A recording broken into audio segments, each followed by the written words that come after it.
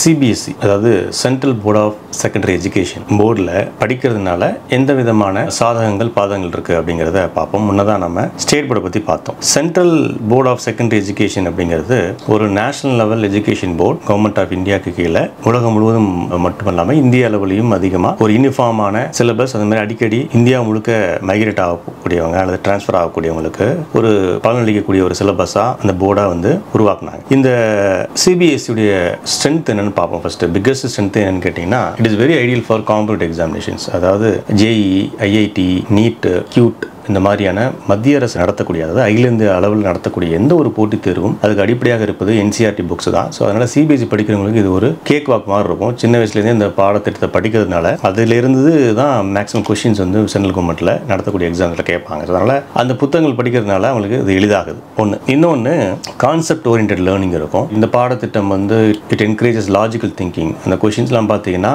Think பண்ணி எழுதுகிற மாதிரியான கொஸ்டின்ஸ் வடிவமைப்பாங்க. ரீசனிங், ப்ராப்ளம் சால்விங் இது மாதிரியான பாடமே அப்படி தான் இருக்கும். என்னதான் நம்ம படித்தாலும் மனப்பாடம் பண்ணி எழுதுறதுக்கான வாய்ப்பு அங்கே குறைவு. புரிஞ்சு நம்ம எழுதுகிற மாதிரியான வாய்ப்பு அங்கே அதிகமாக இருக்கும். அதே மாதிரி அந்த யூனிஃபார்மிட்டி பார்த்தீங்கன்னா இந்தியா முழுக்க நீங்கள் போனாலும் சரி, டிரான்ஸ்ஃபரபிள் ஜாப்ஸ் நீங்கள் எங்கே போனாலும் மிலிட்ரி, ஆர்மி, சென்ட்ரல் கவர்மெண்ட் உடைய வேலைவாய்ப்புகள் எங்கே போனாலும் சரி இந்த சிலபஸ் வந்து எங்கேனாலும் நீங்கள் என்ன பண்ணலாம், குழந்தைகளை படிக்க வைக்கலாம். ஒரே மாதிரி யூனிஃபார்மிட்டி இருக்கும். அதுக்கு அடுத்தபடியாக பார்த்தோம்னா main focus will be on English and Hindi. English லாங்குவேஜில் தான் இந்த பாடத்திட்டங்கள் இருக்கும். கோர் லாங்குவேஜ் ஆஃப் இன்ஸ்ட்ரக்ஷனே வந்து இங்கிலீஷ் தான். அது போக வந்து பைலிங்குவல் அப்ரோச் வந்து இருக்கிறதுனால மற்ற ஸ்டேட்ஸில் வந்து ஹிந்தி இந்த மாதிரியான மொழிகளுக்கு முக்கியத்துவம் கொடுப்பாங்க. வேற இங்கே வந்து 12th வரைக்குமே அவங்க இங்கிலீஷ்லேயே படிக்கிறதுனால அந்த இங்கிலீஷ் லாங்குவேஜ் அதுக்கப்புறம் அந்த கான்செப்ட்ஸ்லாம் வந்து அந்த மாணவர்களுக்கு தெளிவாக அல்லது அவங்க அதில் கொஞ்சம் ஸ்ட்ராங்காக இருப்பாங்க. அதே மாதிரி அவங்க ஃபாலோ பண்ணுற எவாலுவேஷன் மெத்தடும் பார்த்தீங்கன்னா கண்டினியூஸ் அண்ட் காம்ப்ரஹென்சிவ் எவாலுவேஷன் சொல்லக்கூடிய சிசிஇ இந்த மெத்தட் ஃபாலோ பண்ணுவாங்க. அதாவது ஸ்டூடெண்ட்ஸுடைய extra skills, co curricular activities இதெல்லாம் சார்ந்து ஒரு தொடர்ச்சியான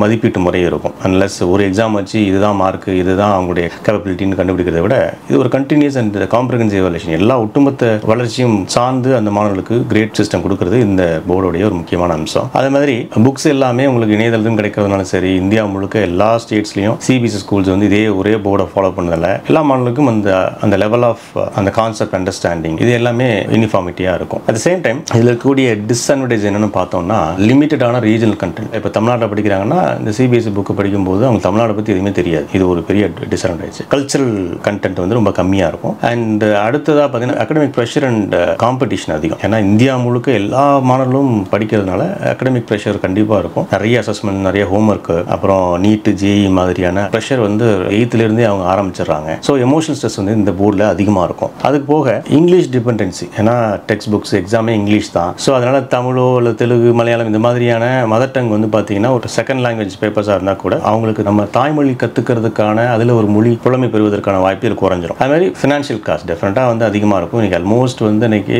பல்வேறு பள்ளிகள் இன்னைக்கு ஸ்டேட் போர்டுலேருந்து சிபிஎஸ்சிக்கு ஷிஃப்ட் ஆகிறத நம்ம பார்க்க முடியுது. போர்டு ஸ்டேட் போர்டுன்னு சொல்லுகிறாங்க, ஆனால் உள்ள நடத்துறது வந்து நாங்கள் நடத்துறது சிபிஎஸ்சி போர்டு தான் அப்படின்லாம் வந்து ஓப்பனாகவே சொல்லி அட்மிஷன்லாம் போடுறாங்க. இன்னைக்கு இன்னொரு டிஸ்அட்வான்டேஜ் பார்த்தீங்கன்னா ஃப்ளெக்சிபிலிட்டி இருந்து கம்மி. ஃபார் எக்ஸாம்பிள் ஆர்ட்ஸ், சயின்ஸ், காமர்ஸ்ங்கிறது வந்து இருந்தால் கூட இன்டர்நேஷனல் போர்டில் இருக்க மாதிரியான ஒரு ஃப்ளெக்சிபிலிட்டி இந்த போர்டில் கிடையாது. ஃபார் எக்ஸாம்பிள் கம்ப்யூட்டர் சயின்ஸ் படிச்சுட்டு அது கூட வந்து நீங்கள் பயாலஜி படிக்கலாம் அல்லது கம்ப்யூட்டர் சயின்ஸ் படிக்கும் போதே ரொபோட்டிக்ஸ் படிக்கலாம் அப்படின்னா இதெல்லாம் இன்டர்நேஷனல் போர்டில் சாத்தியம். ஆனால் இந்த சிபிஎஸ்சி போர்டில் பார்த்தீங்கன்னா ஒரு லிமிட்டடான ஃப்ளெக்சிபிலிட்டி ஆப்ஷன்ஸ் தான் இருக்கும். கிளப்பில் தான் வச்சிருப்பாங்க. எக்கனாமிக்ஸ், அக்கௌண்ட்ஸ், காமர்ஸ் இந்த மாதிரி ஒரு பேட்டர்னாக தான் இருக்கும். இன்டர்நேஷனல் போர்டில் இருக்கிற மாதிரி இருக்காது. அது மாதிரி ப்ராக்டிக்கல் எக்ஸ்போஷர் வந்து பார்த்தீங்கன்னா இங்கே கம்மி. ஸோ சிபிஎஸ்சி பார்த்தீங்கன்னா focus more on theory rather than practicals. So text book knowledge தான் இங்கே. ஸோ அதனால் வந்து இது ஒரு டிஸ்அட்வான்டேஜாக இருக்குது. சிபிஎஸ்சி பொறுத்தளவுக்கு யாரெல்லாம் படிக்கலாம்னா இந்திய அளவில் போட்டி போட்டு இந்திய அளவில் மிகப்பெரிய பதவிக்கு வரணும், ஐஐடி, ஜேஇ, நீட் இந்த மாதிரி தான் எய்ம்னா நீங்கள் சின்ன வயசுலேருந்தே சிபிஎஸ்சி போர்டிலே படிக்கிறது ரொம்ப ரொம்ப நல்லது. ப்ரொவைடட் நீ உங்களுடைய அஃபோர்டபிலிட்டி அண்ட் உங்களுடைய